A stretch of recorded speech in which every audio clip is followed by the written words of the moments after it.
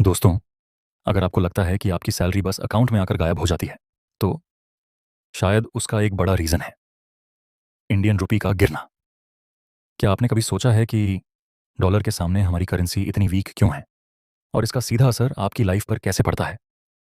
2024 में INR इथियोस of Faasos के आसपास ट्रेड कर रहा है, जो 2014 के स्टार से काफ़ी ज़्यादा है। ये सिर्फ एक नंबर नहीं, ये आपकी बाइंग पावर का मिरर है। जब रुपी गिरता है, तो इंपोर्ट की हुई चीज़ें जैसे क्रूड ऑयल, इलेक्ट्रॉनिक्स और इंपोर्टेड गुड्स सब महंगी हो जाती हैं। इमेजिन कीजिए, आपका फ़ोन या वो फॉरेन ट्रिप जिसका आप ड्रीम कर रहे हैं, वो अब और कॉस्टली हो गया है। इसके पीछे कई रीजंस हैं। एक तो हाई क्रूड ऑयल प्राइसेस, क्योंकि इंडिया अपनी ऑयल नीड्स का 85% इंपोर्ट करता है। जब ऑयल महंगा होता है, तो हमें ज़्यादा डॉलर्स देने पड़ते हैं और रुपये की डिमांड कम हो जाती है।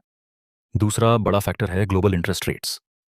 जब यूएस फेडरल रिजर्व अपने रेट्स बढ़ाता है, तो फॉरेन इन्वेस्टर्स इंडिया से अपना पैसा निकालकर यूएस मार्केट्स में इन्वेस्ट करते हैं, जहां रिटर्न्स बेटर मिलते हैं। इससे कैपिटल आउटफ्लो होता है और रुपी पर प्रेशर पड़ता है। इन्फ्लेशन भी एक कल्प्रिट है। अगर इंडिया में इन्फ्लेशन यूएस से ज़्यादा है, तो हमारी परचेसिंग पावर कम हो जाती है।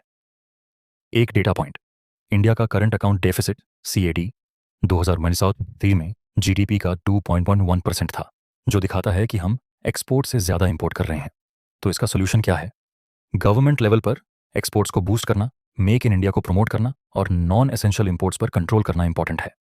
आरबीआई अपने रिजर्व्स यूज करके रुपी को स्टेबलाइज करने की कोशिश करता है, बट उसका एक लिमिट होता है। हम सिटीजन्स क्या कर सकते हैं? सबसे पहले, स्मार्ट इन्वेस्टमेंट्स। अगर आपके पास इंटरनेशनल एक्सपोजर वाले एसेट्स हैं, जैसे ग्लोबल फंड्स या स्टॉक्स, तो रुपी के गिरने पर भी आपको कुछ कुशनिंग मिल सकती है। दूसरा, डाइवर्सिफिकेशन बहुत ज़रूरी है। सिर्फ एफडी या रियल एस्टेट पर रिलाई ना करें। इक्विटी, बॉन्ड्स और कमोडिटीज़ में इन्वेस्ट करें। अपनी फाइनेंशियल लिटरेसी बढ़ाएं, फॉरेन एक्सचेंज मूवमेंट्स को समझें और उनका अपनी इन्वेस्टमेंट स्ट्रैटेजी में फैक्टर करें। याद रखिए, नॉलेज इज पावर। अगर आप रुपी की चाल को समझोगे, तो आप अपनी फाइनेंशियल प्लानिंग को और रोबस्ट बना पाओगे।